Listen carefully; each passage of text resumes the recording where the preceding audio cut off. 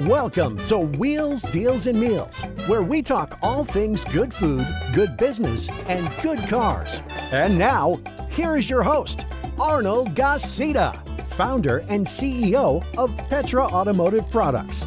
Let's roll. Hey guys, Happy New Year. Here we are at 2026. I hope you had a great Christmas and I hope your New Year's is going great so far. I pray that you guys have health and blessings and this will be the best year yet. January is typically a month where we look back at what we did in 2025 and have some highlight episodes, best of episodes. So I hope you enjoy our best of looking back at 2025 and then get ready. First week of February, all new episodes. Have a great year.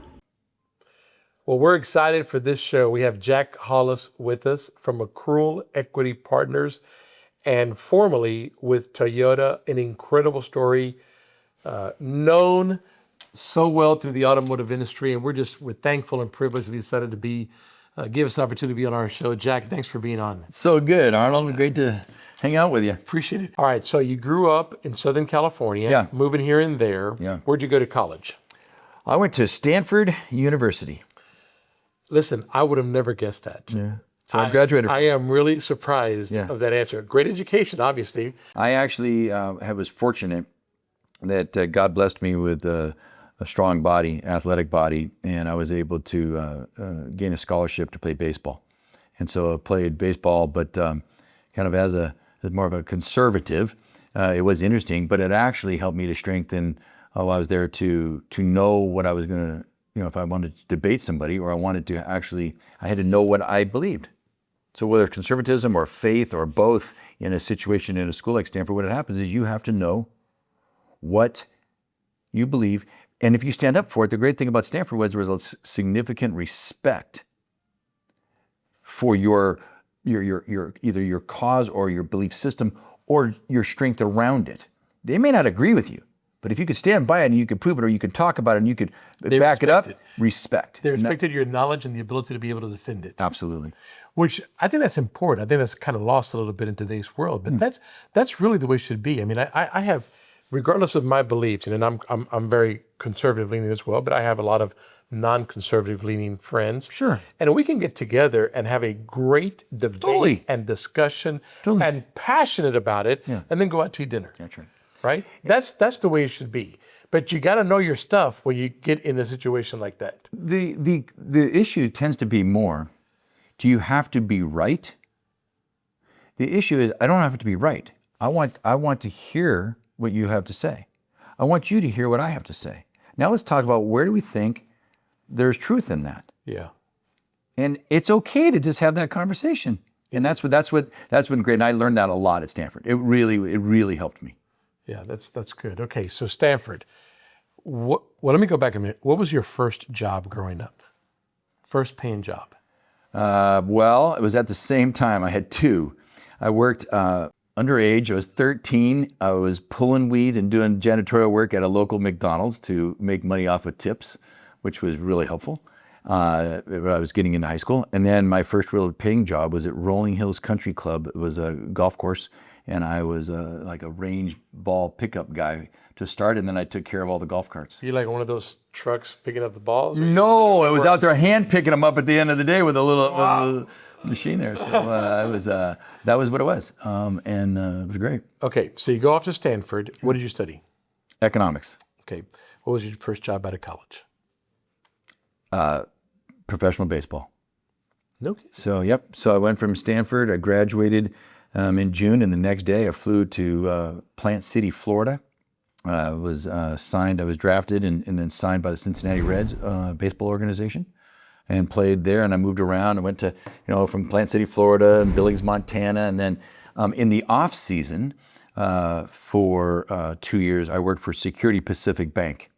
And that was in a special startup group, I call it like a middle market lending. It was like, working capital loans between 5 million and 100 million, that group.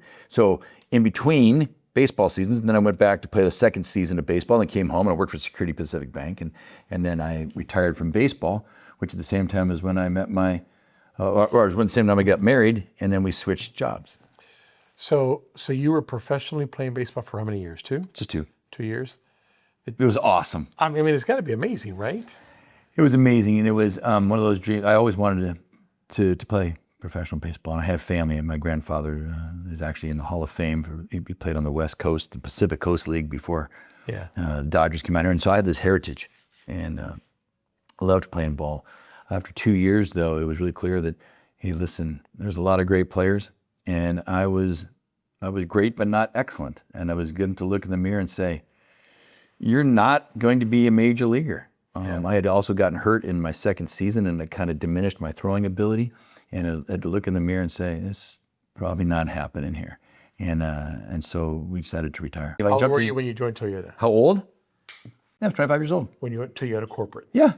Toyota Corporate's headquarters at the time was in Torrance, California. Right down the same street that my parents live on. So it was about a 4-mile drive down. And I had known a lot of different people who worked at Toyota. And I had known a couple of their senior executives because they were members.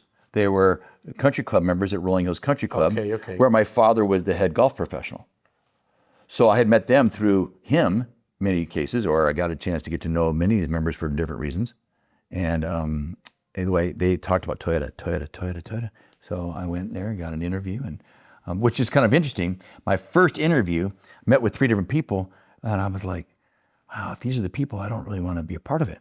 So I called back one of the senior executives who had asked me to apply and to go, and he had followed my baseball career. And he says, who'd you meet with? And I said, such and such. And I said, I don't think it's going to be for me. And he says, what? Come back tomorrow. I want you to have a second interview. I got 3 new people for you.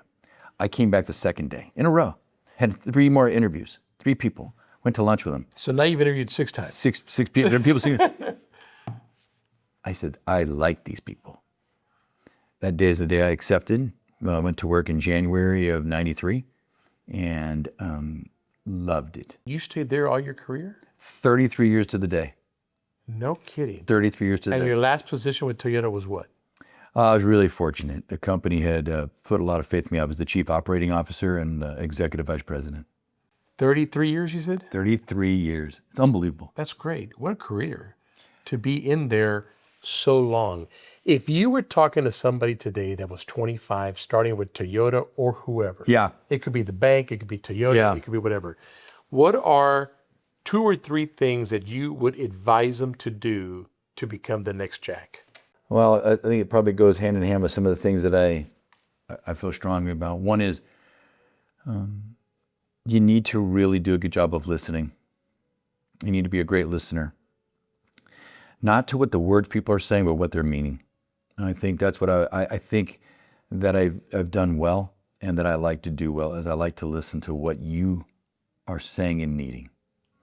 Number 2, as I would say, is you need to really consider all the people around you more important than you. You need to actually worry and think and strategize to help others get promoted, to help others grow, to make others really strong. I am telling you, the greatest days were when somebody that I was able to invest in, look it in the eye, help to coach or mentor, and see that person get promoted, whether it was a peer of mine, somebody quote unquote ahead of me, or somebody below me. Those are just corporate-y words, this ladder. But if everybody you're working with, you're looking at is just a great person, then you don't worry about it, and you just, how you help that person.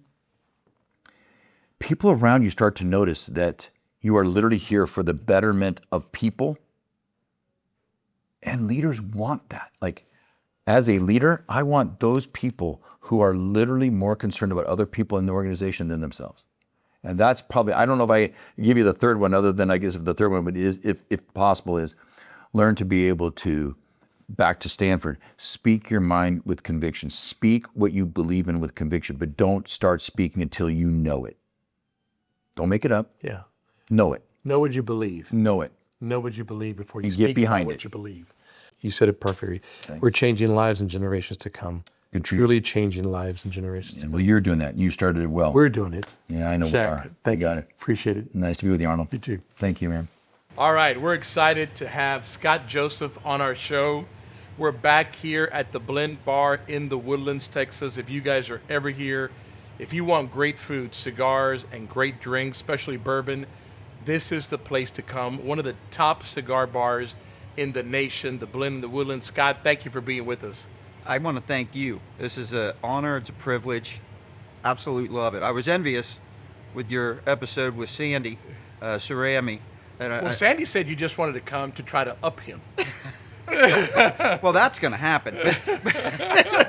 You guys have a wide lens for the head. But when I saw where you guys shot, I was like, oh, man, I got to get on there. So I thank you, bro. Listen, Seriously. I wish I could do all my podcasts here. This place is absolutely beautiful. They're always kind to open it up and let us shoot here. So what's your favorite car? So I've got the Continental GT Speed, the 12. So that's my car. What color? I don't know the technical, but it's one of those, it's that newer gray and then gets in the sunlight and it kind of changes a little bit. So, okay. Yeah. Kind of has that camouflage. Yeah. Of all the places you've traveled, what is your favorite? Italy, by far. It's not even close. Let me tell you my eating in Italy. All right. This was every day. So we were over there 12 days. And I tend not to eat before noon. I usually eat in like 12 to 8 range, right? And so we get up there, and of course the breakfast, it's not like American, it's all pastries, which is now all these carbs, right? And you do your coffee and you do your pastries. It's good food, man. Oh, it's delicious. So then we get to lunch. I wouldn't do much in between that and lunch. And I'd get to lunch. I'd eat a pasta. You had to eat a pasta over there, right? You eat a pasta. If I piled up all the mozzarella and that we ate that week, it would be literally stacked like this. Ate that every lunch and every dinner. We ate pasta, everything. We'd start doing the spritzes, all right, all day. Right. We'd have a gelato in between lunch and dinner. Sometimes there was one day we had 4 meals and it was all pasta. We'd get to dinner, we'd start doing a nice wine, maybe a cocktail, another entree, another pasta dish. We'd split dessert. We'd just start doing the limoncellos after. Right. This went on for 12 straight days, never tired of it, and lost 3 pounds.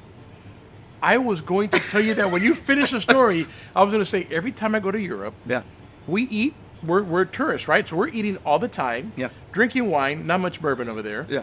But drinking wine, limoncello, you name it, dessert, ice cream, whatever. Living like a and king. we come back and we've lost weight. Yeah. Because there's no scientific fact to it, right? 1, we walk like crazy. Correct. 2, I think the food is different. It's natural. There must be something different in that food versus our food. We blow up our wheat because we think bigger is better here. Their wheat's very thin. It's We're in natural. Texas. Everything's better, bigger. So we have a lot of processed stuff and a lot of preservatives in our food. So it's all natural there. And so I went over there thinking, man, I lost weight going in to it because I'm knowing what I'm going to do. Right. And so I'm thinking all these carbs I'm going to be eating nonstop. There's no way I'm not. I'm going to blow up like a tick. It's so funny because that's exactly what I was going to tell you. Same thing. We ate like crazy, came back, we lost weight. It's unbelievable. All right, so you grew up in this little town, Bethel. Yes. And what was your first job? McDonald's. Yeah. Flipping burgers? Yeah. All right, so you're at McDonald's. They want you to clean the restrooms. You're like, I'm out. Yeah, I'm out. What's next? I got a job at a car wash. And I liked it because you got to upsell. And so in my wild thought, I thought, wow, I'm selling. And so I'm selling, the upgrade. So you're the guy that when you drive in the car was asking the person, which one do you want? Yeah. And then I'd upsell it. Okay. And then they'd bonus us on the upsells. Okay. So, I'm calling my dad. Yeah, I upsold this. Thinking it's a real sales.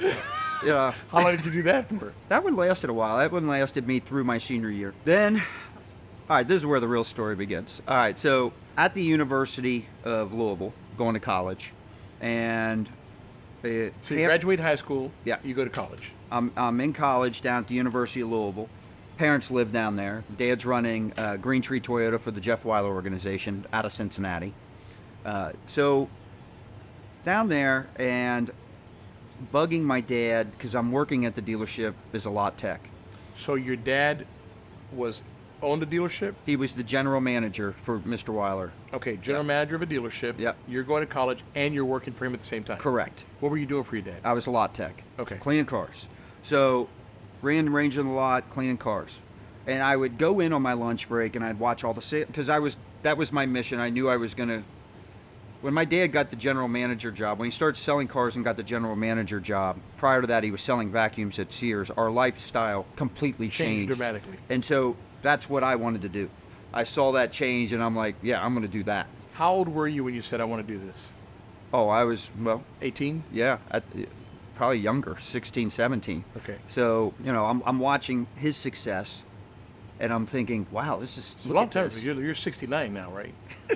No, I'm a little bit, I'm about 10 years younger than Sandy, so that puts me at 55.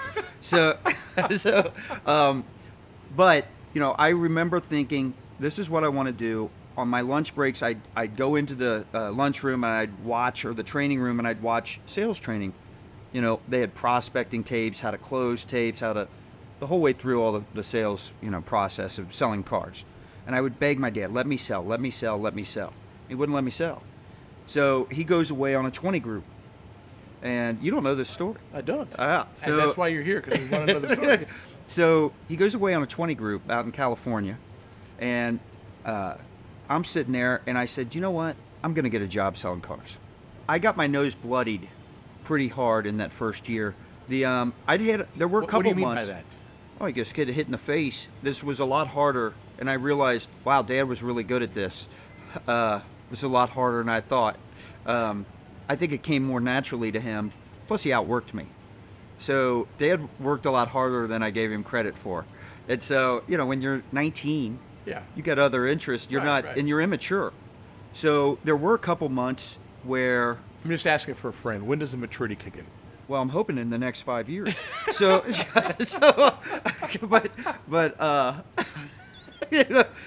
I would say not for a while. I think there's different stages of it. I think with different levels of responsibility, some has to come.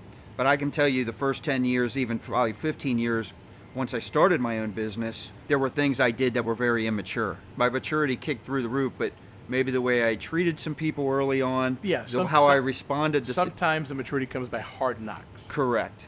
And so I think different waves, like my work ethic, the maturity of my work ethic, and realizing what my new responsibilities were, that kicked in very early for me, early 20s, once I started my own and had employees. When I eventually went down and sold cars for my dad. Well, wait, so go back. Don't skip the story. All right. So Mr. Weiler had about 20-something rooftops at that time. And there'd be 2 or 3 months a year where I'd make it into that top 5 to 10 throughout the whole organization. So I'm 20 years old, 19, 20 years old. So you're about a year into this. I was entitled. And I thought... But you're a year into the career. Yes. And now you want to be a salesman. Yeah, because I will say this. Outside of a few people in the organization, my ambition and my focus or dream of where I wanted to go, this was a career for me. This was not me just selling cars to make money. I had a goal. Right. I didn't... It wasn't to get... It was just a Band-Aid to get you somewhere else. This was your career move. This was my career move. I did not have the discipline or the work ethic to get where I wanted to go at that moment, but I knew my mindset in terms of this is serious for me was there. And I'll never forget this. About 3-4 months in, Mr. Weiler, who I idolized, by the way, Mr. Weiler would send us those, back then it was WWF tickets, front row. As a little kid, I'm going, and this is all because of Mr. Weiler, right? Yeah. And he's sending me everywhere. 7th row tickets to the Reds and just, with my dad, right? So I just think he's the thing. So he calls me in, and I'm thinking, all right, here's my moment. I have arrived. All right. And first question out of his mouth, why'd you drop out of school? And from that moment, I knew this was not the meeting I wanted. So and the answer was? Well, I told him. I said, well, I want to be a GM, and I didn't feel it was necessary. And now, here's where this was a shift, all right? And I look back, and I didn't realize it at the time, but this was a milestone. It was a mistake on his part. It happened because I felt entitled and immaturity on my part, but it worked out good. And I remember thinking, because at one point, he's going through why that was a mistake, and he says to me, And this is what I remember the most. I remember that first question, and I remember this. I don't remember anything in between. He goes, in 10 years, when I'm looking at you to be a general manager, I'm going to expect someone with a college degree to know this. And he's talking about the yen and all this other shit. And I'm thinking to myself, the yen? All I need to know is how to sell this next question. No balance sheet. All right? The yen. But I'm thinking to myself, I didn't drop out of school to wait 10 years. And that was the mistake. And I think about this a lot because how many people are vendors or in the auto space that are not on the retail side, that may have started out on the side, but there was no real career path laid out for them by the dealership or the dealer group. Had he approached that and said, well, here's the path to get to where you want to go. This is what I expect and this is what will have to happen. Not put a long timeline on it and just talk about accomplishments and what he wants to see from me where he's confident and has the trust. You get from here to here. Correct. Then you go from here to here. Here's where you'll end up. Correct. Right, I agree. And so I end up leaving that store because I started struggling after that a little bit, and I went down and took the cheap way out again, went down and sold for my dad, and I used you left that store. Mm-hmm. Did he fire you or you left that store? No, I left it. Okay, I transferred to your dad's store. So there's an in-between. Okay. 2 weeks, another 2-weeker. I went to the Chevy store down the street. We should make shirts up that say 2 weeks. I went down to the Chevy store down to 2 weeks, and Mr. Weiler said we need to get him back. That was a thing. And so I called my dad, and at this point, Dad knows I'm not going to finish school. Right. So I talked him into letting me sell for him, which is what I wanted to do to begin with. Right. And I justified it logically, saying the reason I'm struggling is because he's the best one in this organization. That's who I need to be learning from. So went down there. That was this is where I learned how not to treat people. Do you think it's very hard working for your dad? Well, yeah.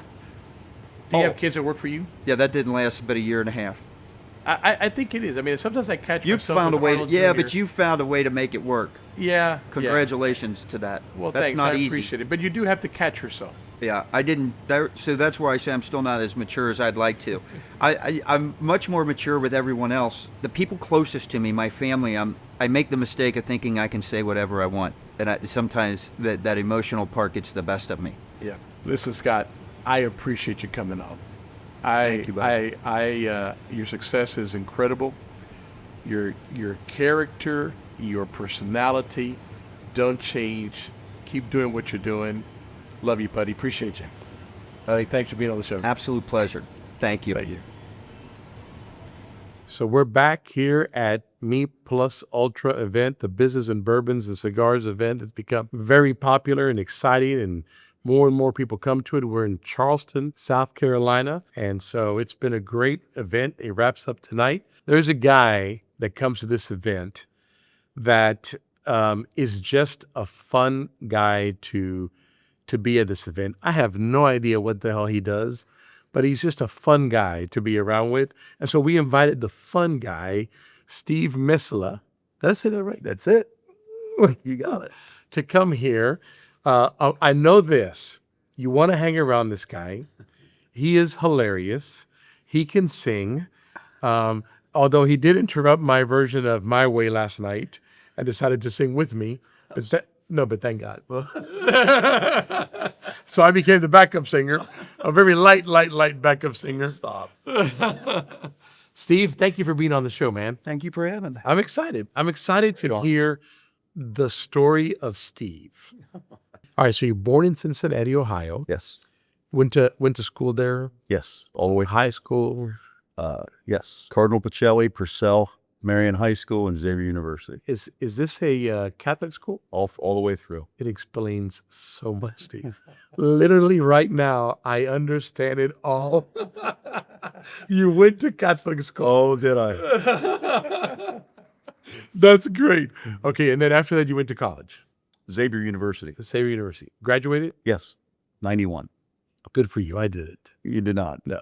I was told by my mother, you will graduate college or I'm going to take you out. First semester, a professor tells me, he says, when you guys graduate, this is what it tells the world. You can read and write. I thought, well, that's a waste of time. Mm-hmm. Well, No, I think college is great. Don't get me wrong. I'm just making a joke out of it. I didn't go to college, but I didn't want to go. but everything has its purpose, right? Everything has its purpose. So, what was your first job? Like when your first job was a paper route or McDonald's? What was Steve's first job? I'm the youngest of four.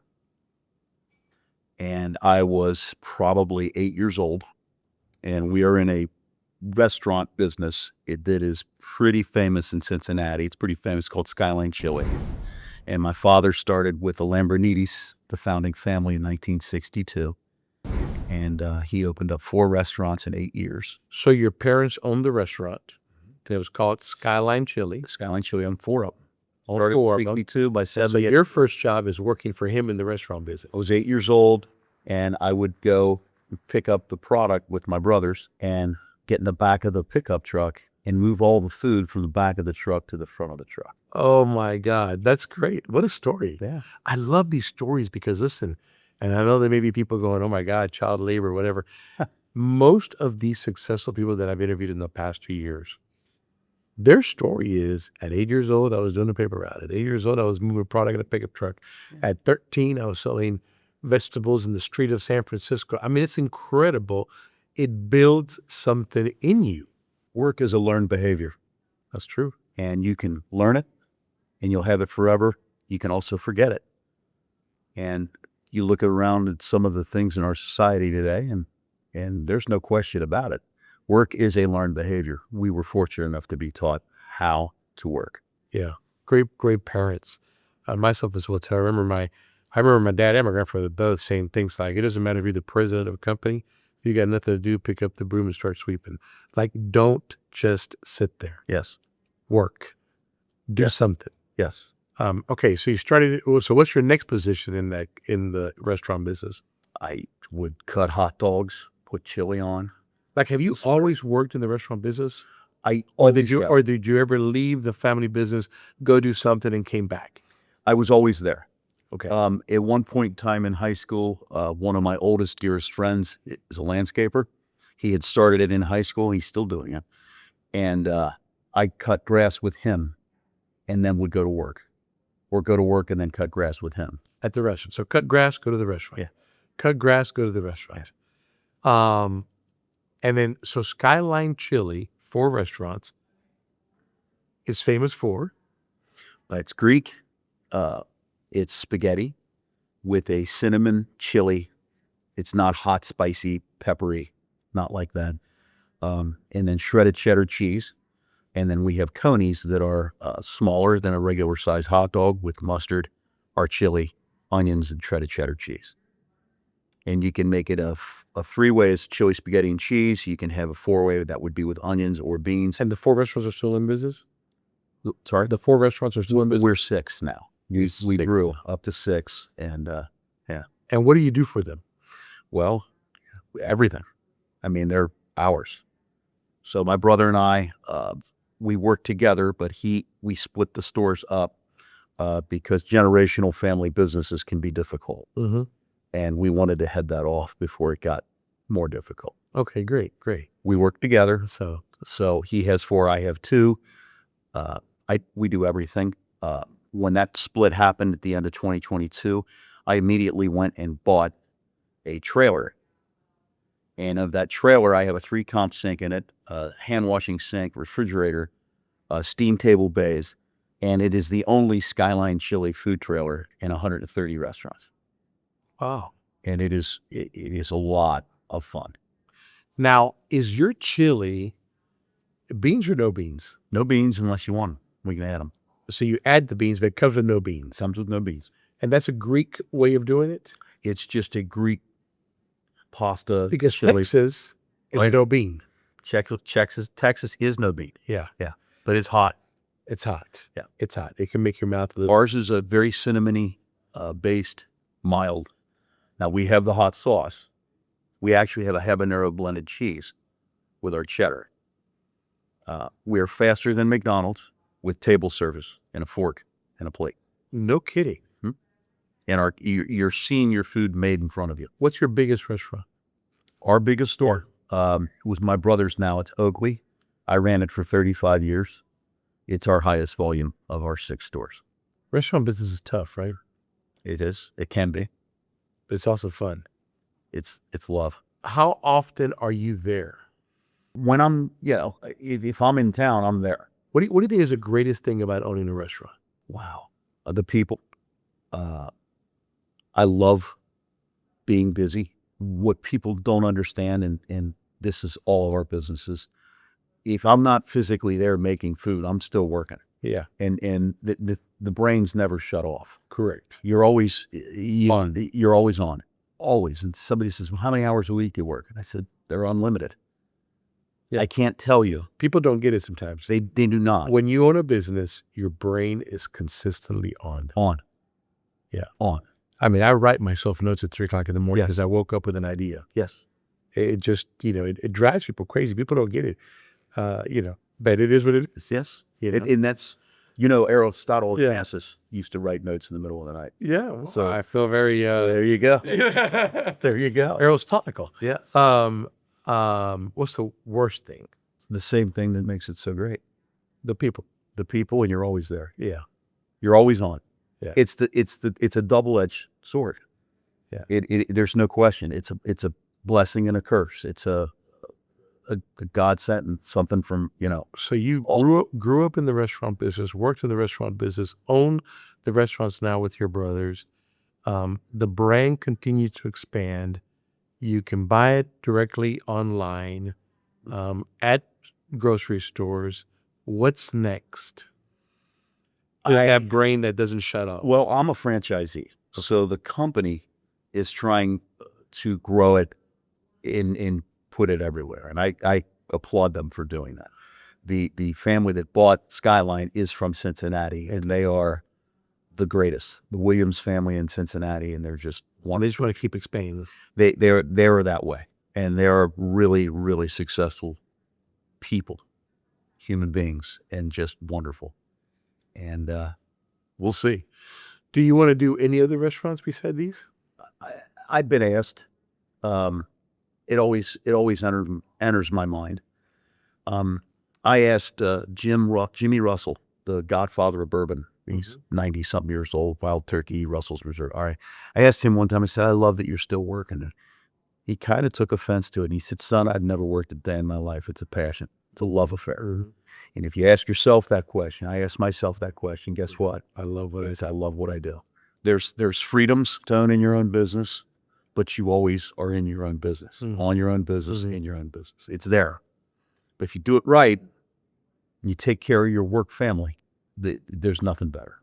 Yeah, You know. I love that. That's culture. Taking care of your work family. That's your culture. And giving people advice to be passionate about what they do, because I think that's another thing that doesn't necessarily happen today. And we've talked about, helping this younger generation in so many ways, but a lot of times they're just, it's clock in, clock out, and that's not going to get you anywhere. It may get you the apartment, Xbox, and the Honda, but when you're passionate about something, it'll shake your world and let you have an opportunity to see the world. Yes. You know. That energy reverberates. That's right. That's right. Well, Steve, I appreciate you being on the show. We're going to end it with singing My Way.